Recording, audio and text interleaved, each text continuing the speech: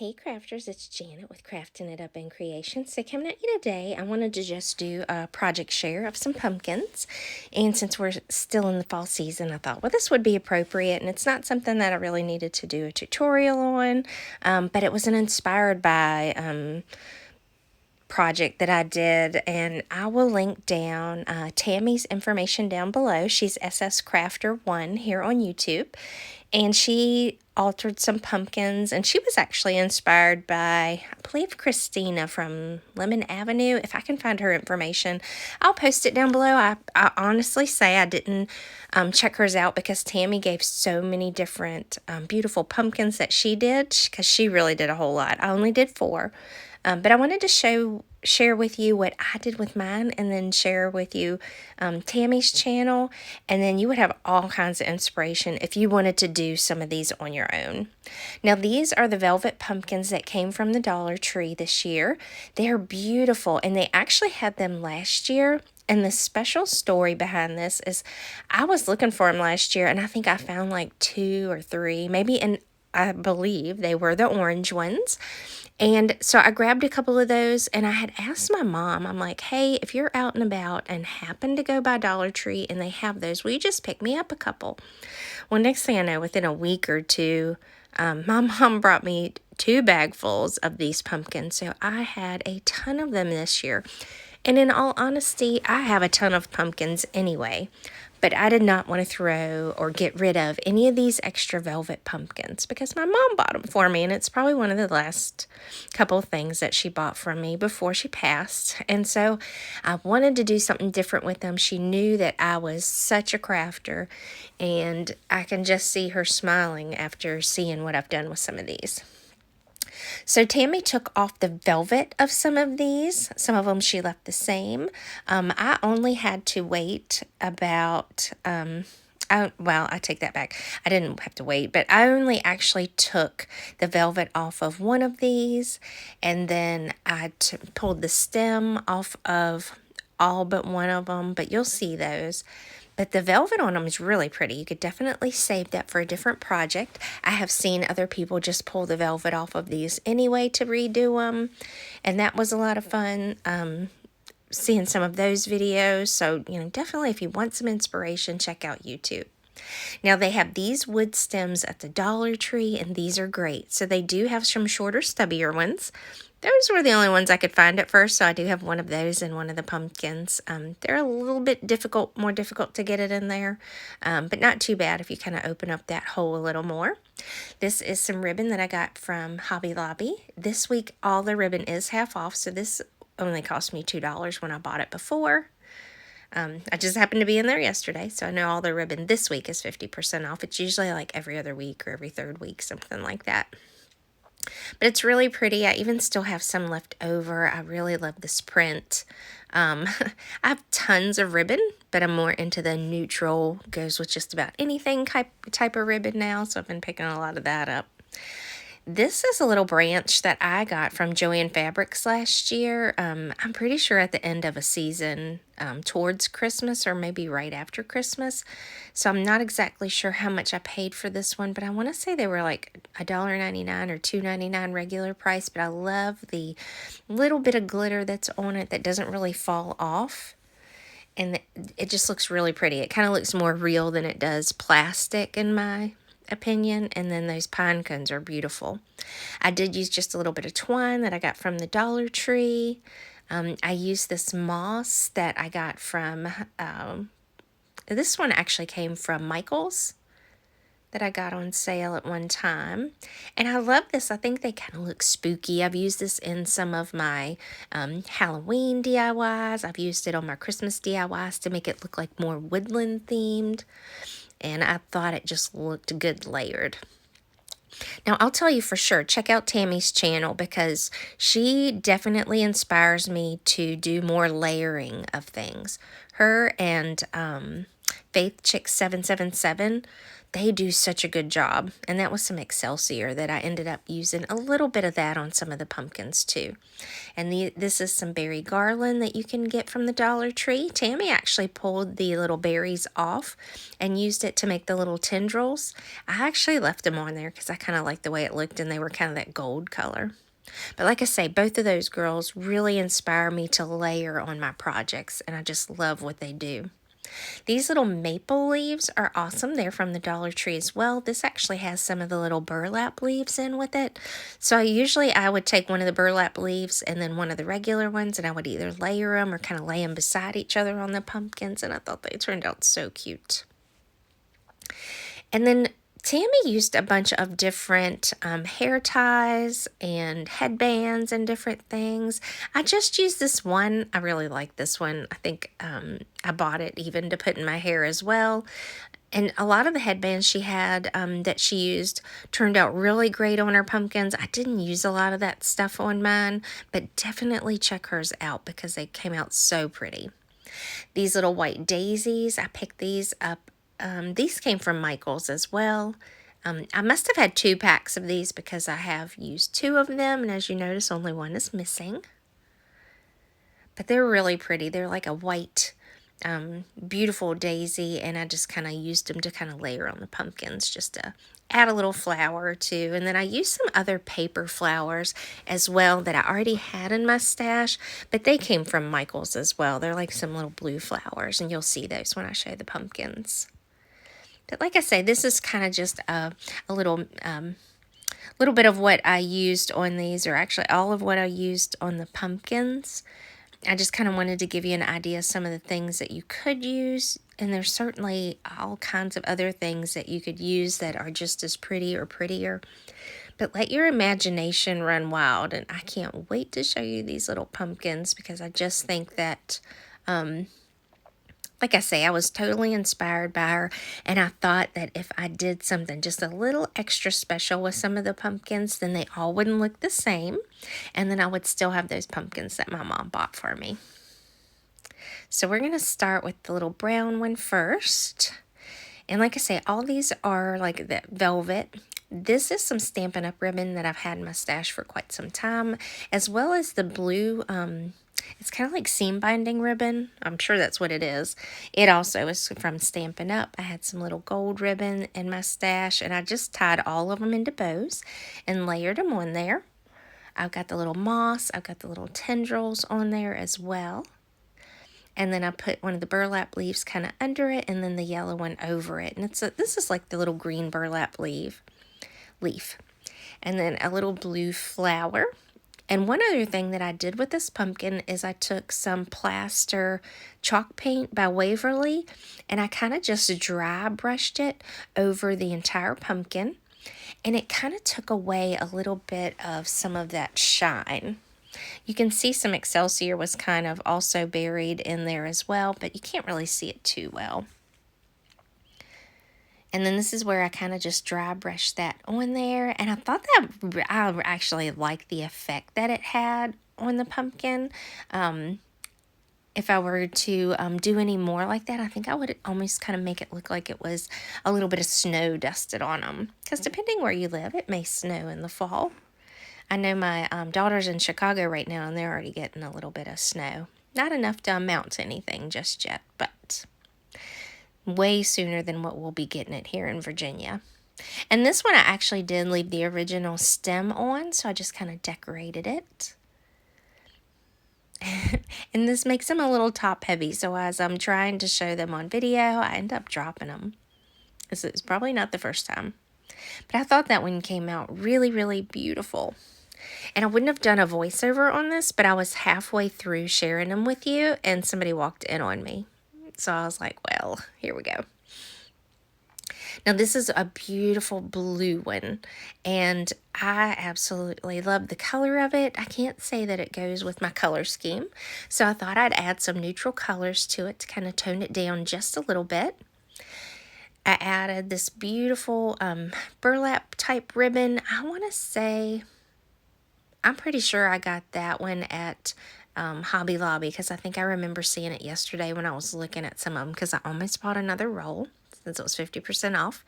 There's one of the little stems from the little piece from Joann's. I put some of the moss on there. I've got a tendril and then a little white paper flower that came from Michael's, and then a couple of the leaves.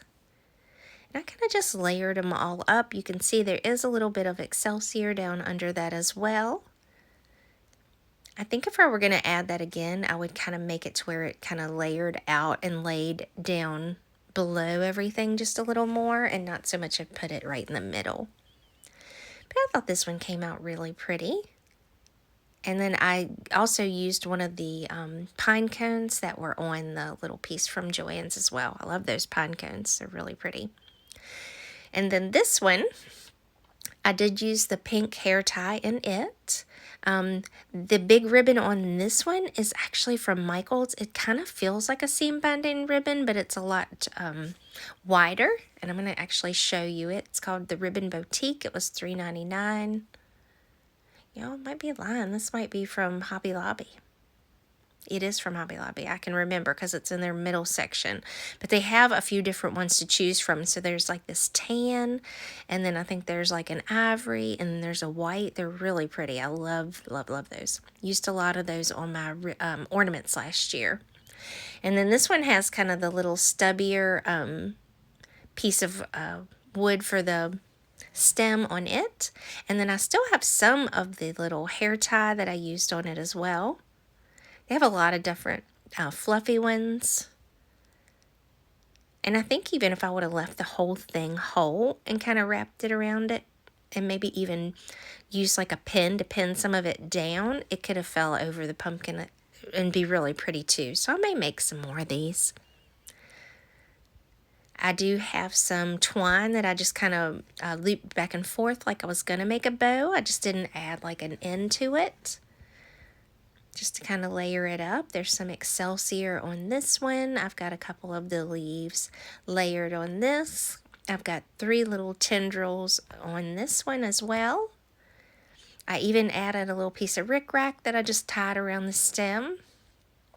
And I added one of those really pretty white sunflowers.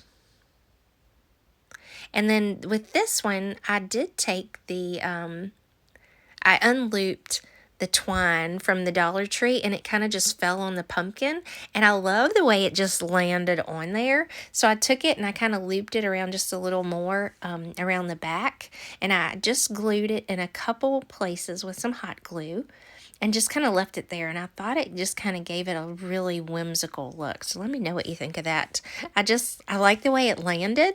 And maybe it even landed on the table like that, and I thought about spreading it across the pumpkin, but I love the way it looped around like it did, and I thought it was just really cute.